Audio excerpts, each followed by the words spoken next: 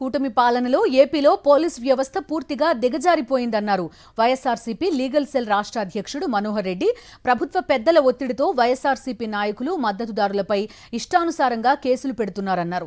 మంత్రి లోకేష్ నియోజకవర్గంలో వైఎస్ఆర్సీపీ మద్దతుదారుడన్న కక్షతో వీరయ్య అనే వ్యక్తిని అక్రమంగా అరెస్ట్ చేశారన్నారు.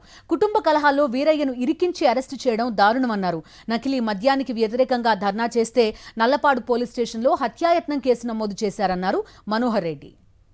రాష్ట్రంలో పోలీస్ వ్యవస్థ అంతగా దిగజారిపోయింది. లోకేష్ గారు ప్రాతినిధ్యం వహించే నియోజకవర్గంలో దాసరి వీరయ్య వైఎస్ఆర్సీపీకి చెందిన నాయకుడిని, వాళ్ళ భార్య జెడ్పీటీసీగా ఉంది.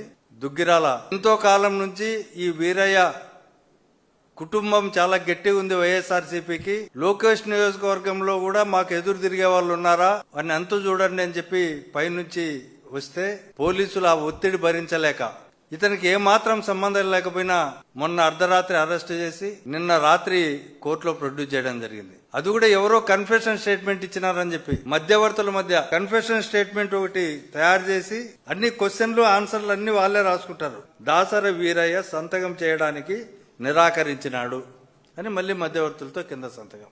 కల్తీ మద్యం పైన రాష్ట్ర వ్యాప్తంగా ధర్నాలు చేస్తున్న సందర్భంలో కాశీబుగ్గ పోలీస్ స్టేషన్ లో ఏకంగా హత్యాయత్నం కేసే పెట్టారు.